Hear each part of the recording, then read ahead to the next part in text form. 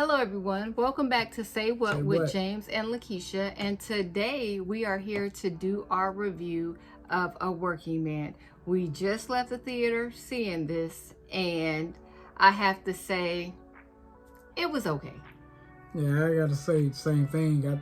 If you thought it was gonna be like Beekeeper, it wasn't Beekeeper.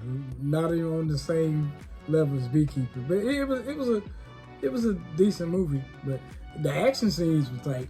But I told you, I didn't feel like it was going to be on the level with Beekeeper. Yeah, you did. But we're starting off with Levon Cade. Levon Cade. His name was Levon.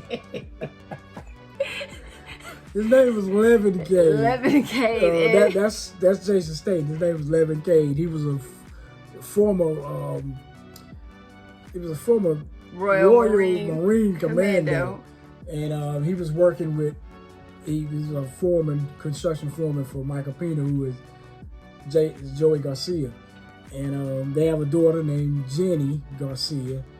And she just finished a semester in college. And she wanted a night out. The night out was worth how much she was there for? $1,600 from what I saw. But now if his name was Levon, we know we would have had a different type of movie. But anyway, Levon, he was standing right there when they was explaining it, and I didn't know what she wanted all the money for, but her and her friends want to go out, they want to hang out, do all this stuff, have a party, bus, go here, go there, not be really aware of the surroundings, who's watching them, who's following them. And it was definitely people watching them and following them.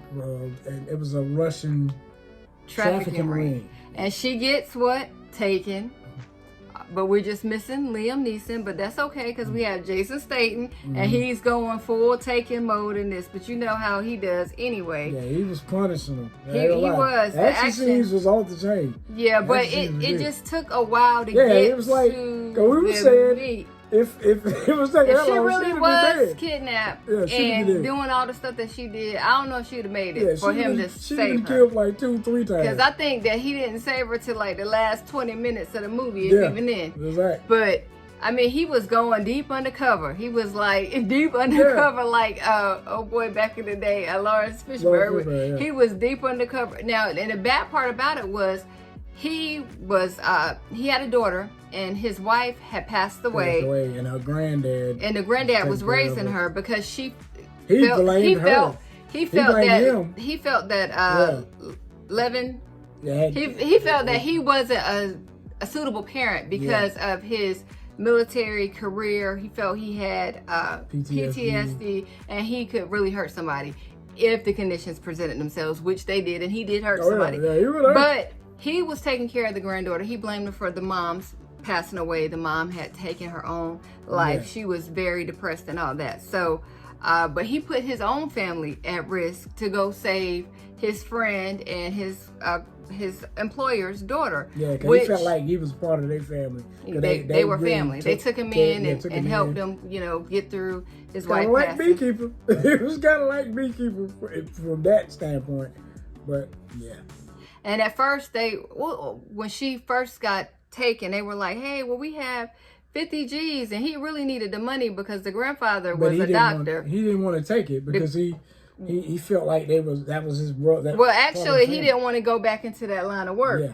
But the grandfather had a lot of wealth, and he could keep this court case tied up. They were trying to take his daughter, period. Like, you can only visit her every other week for an hour, supervised. Yeah. So the daughter really she loved her dad. She liked being around him and all that. But she loved her grandfather too. So you should never put a child in a position where she has to choose. Exactly. But he ended up going to get the girl back. Now well, of course, with trafficking, there's nothing funny about it.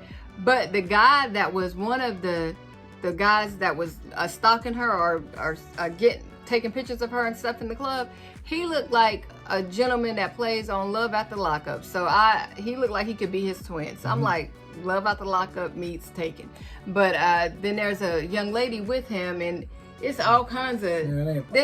This ring is deep. This Russian ring is deep. That was the thing about the movie. I said the dialogue was kind of off. It kept jumping from them to the guy at the bar, to the Russian but the guard, guy at the bar was actually dealing drugs. He was dealing with the Russians. Was dealing drugs for the Russians, and so that's how when Jason Statham first went to go investigate what happened to the girl, he saw him slipping people drugs. He went.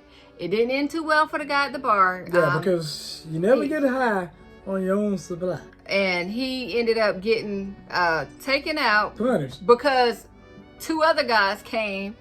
And the Russian got balls. They came and they ended up busting in the apartment, and it didn't go well for none of them. None of them made it out. They won't be in the sequel, I could tell you that.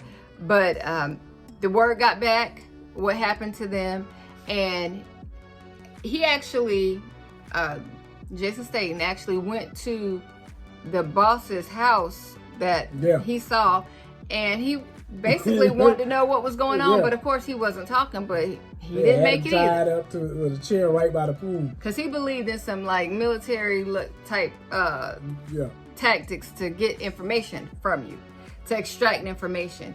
And basically he just ended up punishing everybody that came in his path. He infiltrated, it was like he got into the drug ring and met this big dude, big African American guy. I don't know his name. He was a big dude, but he ended up meeting him, and he was in the military too. But it still was like, okay, so the girl still get that. When days going on. Yeah, when are you gonna get to her? Hours. It was like days. Because then he had to meet the guy, the guy with the long hair, and what was his name? His name was had to meet Demi. Yeah. And she still... Well, the big dude took him to see Demi. Kidnapped. Yeah. And so in the process, they're taking her to go meet this little Danny DeVito looking character. I can't remember his name. Weird looking brother. And she just bit half of his face off. And he was like, get her out of here. And see, right there, and she did get away, but ran through the woods. When they was taking her, when they was driving in the car, she did get away. She got away, but the cops, and she ran right to the police. But of course, but we had already saw those same 2 cops that when Jason Statham was outrunning the guys from the bar, which he had got spotted. Those same 2 cops actually ended up apprehending him or stopping him. And then those same 2 cops, they must have been they must have had 1 cop car in the town, because those same 2 cops ended up getting the girl and taking her right back to them. And the 1 cop had the nerve to say, I'm sorry. You're not that sorry. You're not that sorry. And then, like the girl, when they took her back up to the, what was this, the house, the whatever house they called it, and she was like, it's nothing personal. It's just money. It's about business. And she was like, it's very personal. So they had all kinds of, it was like an army outside. And Demi had his own army. And not to mention when the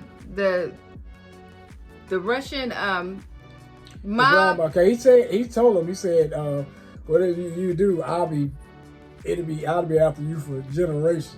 Well, see, because Danya and Vanko, they had came after him, and he took them out. And so it was this other weird-looking dude and a big guy, and they had the gun was just humongous, and it was just taking everybody out. They thought they were gonna be they ended up fight for him. He took them out so quick. But the thing was, when he went to go get Demi, it was so many guys around Demi. He took them out like nothing.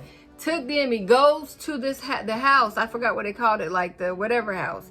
And they had all this army outside, people up in the trees. He took them out so quick.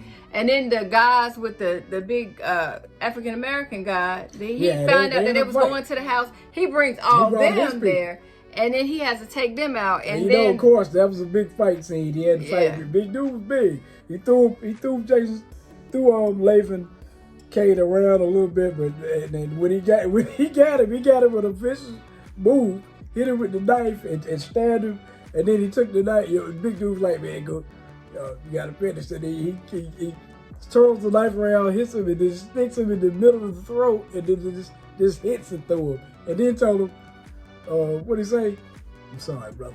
It's something, brother. Because he was a former military guy too. And sorry, then the two guys with these humongous. Well, he goes up there, and the little Danny DeVito looking character is saying, "Hey, oh, by the way, guys, this is a spoiler alert. If you haven't saw the movie, watch this later." He's like, basically, "Hey, don't come in here. Why did you come in here without knocking or whatever?" He just took him out quick.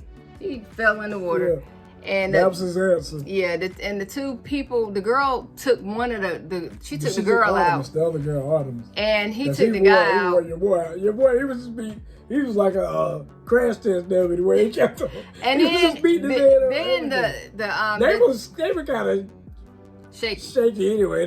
They weren't really. And then you could seem like they didn't really know what they were doing. And then the leader, I guess his name was Rata. He came with those two guys with the big gun, and the gun was just so big, it was boom, boom, just blowing holes and stuff. And he just took his phone, took one of the guys out, threw a grenade, took the other one out. The girl was like, "How'd you do it?" Bluetooth. It was like, okay, I've been fighting too long in this movie. I'm not gonna fight anybody else. Threw the little grenade, took him out, and then he took her back to her family. And I'm gonna just say that. But you remember at the end, the dude was still standing out there, and he wanted to get him. They set it up for. But remember that the mob, the Russian mafia, was like, "Hey, he got what he came for. Let's leave it alone." And he was like, "Well, I'm gonna go because he killed my sons or whatever." And he was like, "Well, and you're gonna be against us." So. But this is the thing with all this human trafficking and stuff. If we can get Liam Neeson, we can get Jason Statham. Yeah. Now I don't know, because Jason, you took a long time to get her back. I'm pretty sure she'd have been dead. If we could get she'd have been them, so far gone that you never would have found her. If we could get them on the case, maybe we could bring some of these people home. But on a serious note, it's just crazy how many people are missing and all that stuff. And it has to be some people in high places covering this stuff up. Yeah. But overall, I thought it was an all right movie. I love Jason Statham, but I wasn't feeling it. I was not feeling going to see this movie. It wasn't as good as, nowhere near as good as Beekeeper. Like I said, the good thing about the movie, it was the action scenes were top notch. But as far as the dialogue and everything else in the movie, it wasn't a bad movie. But it wasn't a good. And the guy he looked at his hands. He's not a cop. Look at his hands. He's a working man. Yeah. I was like, oh, okay. But yeah, I mean, it was all right. It was all right. Yeah. So, but thank you guys for watching. If you've seen this movie, what did you think about it?